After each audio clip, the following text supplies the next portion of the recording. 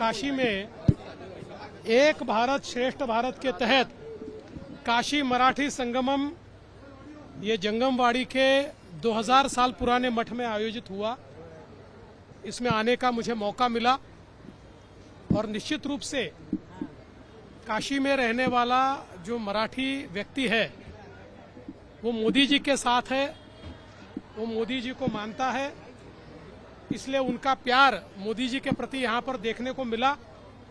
और मुझे लगता है कि काशी का और महाराष्ट्र का जो रिश्ता है वो रिश्ता फिर एक बार हम लोगों ने समृद्ध करने का प्रयास किया है और मुझे लगता है कि ये मेरा सौभाग्य है कि इस कार्यक्रम में यहाँ मैं आ पाया। कार्यकर्ता म्हणून तुम्ही मैदानात आलेला आहात, काय नेमकं जर राज्य देशात सगळ्यांनी प्रचार केला त्याच्यासाठी तुम्ही माईक खाली घ्या प्लीज। खरं म्हणजे मला अतिशय आनंद आहे की एक भारत श्रेष्ठ भारत याच्या अंतर्गत काशी मराठी संगमम याकरता 2000 वर्षाचा इतिहास असलेल्या या जंगमवाडी मठामध्ये मी या ठिकाणी आलो। मी पहिलेही सांगितलं की आम्ही प्रचार करण्याकरता आलेलो नाही, इथे प्रचाराची आवश्यकता नाही।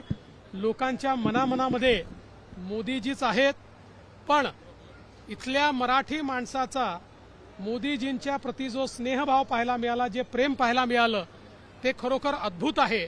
आणि मला विश्वास आहे इथे काही मतं मागण्याची आवश्यकता नाही आहे, लोकांनी ठरवलेलंच आहे।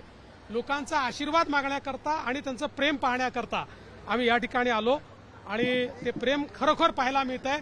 इथल्या मराठी मंडळींनी आपला महाराष्ट्र धर्म जपलेला आहे आणि त्याचसोबत काशीला देखील समृद्ध केलेला आहे। देवेंद्र चव्हाण यांच्याबद्दलचा वाद जो आहे तो दिसतोय, खरं तर काल परवा करणाऱ्या सगळ्याच विरोधकांची या सगळ्या गोंधळामुळे काय नेमकी प्रतिक्रिया असणार? खरं म्हणजे रोज एक खोटं बोलायचं आणि त्याचा नरेटिव्ह तयार करण्याचा प्रयत्न करायचा, हा प्रयत्न इंडिया आघाडीचे नेते आणि जितेंद्र आव्हाड करतायत।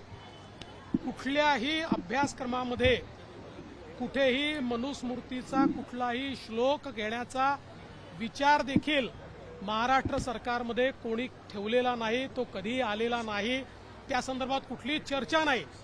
हेच शोधून काढतात, हेच नरेटिव्ह तयार करतात, हेच त्याच्या विरुद्ध आंदोलन करतात। पण जेव्हा माणूस खोटं आंदोलन करतो त्यावेळी तो कशा गोष्टी करतो हे आपण बघितलं। आणि आज या आंदोलनाच्या नादामध्ये, खोटेपणाच्या नादात त्यांनी चक्क भारतरत्न डॉक्टर बाबासाहेब आंबेडकरांचं फोटो फाडण्याचं काम हे त्या ठिकाणी केलंय, त्याचा आम्ही निषेध करतो। आणि ज्या प्रकारे भारतरत्न डॉक्टर बाबासाहेब आंबेडकरांचा अपमान त्यांनी केलेला आहे हे महाराष्ट्र सहन करणार नाही आणि या खोट्या लोकांचं खोटेपणा आम्ही उघडा पाडू।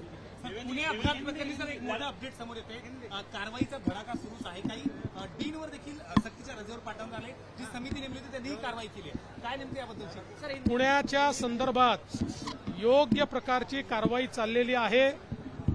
काही लोक याचं राजकीयकरण करण्याचा प्रयत्न करतायत, ते कोणाच्या इशाऱ्यावर करतायत हेही हळूहळू समोर येत आहे। पुण्याच्या प्रकरणामध्ये प्रकरण एकीकडे आहे, पण या प्रकरणाच्या खांद्यावर बंदूक ठेवून काही लोक कोणावर तरी निशाणा मारण्याचा प्रयत्न करतायत, त्यांचा राजकीय डावही हळूहळू उघडकीस येतो आहे। पुण्याच्या प्रकरणात कोणालाही सोडणार नाही, पहिल्या दिवशी सांगितलं होतं, सोडणार नाही म्हणजे नाही। सर हिंदी पुणे के बारे में जिस तरीके से हर रोज कार्रवाई की अपडेट, देखिए ऊना में जो घटना घटी है उसके बाद मैंने तुरंत जाकर वहां बैठक की थी और उस समय मैंने कहा था हम किसी को छोड़ेंगे नहीं और लगातार इसमें इसके तह तक हम जा रहे हैं। हर व्यक्ति का नकाब उतारने का काम यहाँ पर हो रहा है। जो थोड़ा भी लिप्त है, थोड़ा भी संलग्नित है, ऐसे सभी को हम लोग उनके ऊपर कार्रवाई कर रहे हैं, किसी को हम छोड़ेंगे नहीं। ये बात अलग है कि कुछ लोग इसके आड़े किसी और के कंधे पर बंदूक रख के किसी और पर निशाना चलाना चाहते, इसका राजनीतिकरण करना चाहते, उनका भी पर्दाफाश होगा।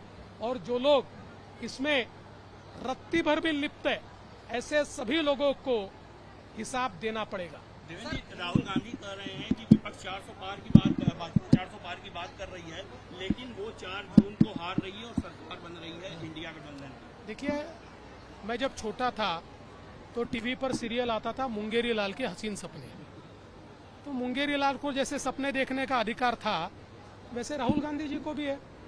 4 तारीख तक वो सपने देख सकते हैं। अपने सपनों में वो भारत के क्या, विश्व के भी प्रधानमंत्री बन सकते हैं, अमेरिका के राष्ट्रपति बन सकते हैं। उसको कोई रोका नहीं है। क्या देख रहे हैं देखिए, 6 चरण के बाद लोगों ने जो तय किया था वही किया। लोग गंगा पुत्र मोदी जी के साथ चल पड़े। लोगों ने गंगा पुत्र मोदी जी को आशीर्वाद दे दिया। एबीपी माझा, उघडा डोळे बघा नीट।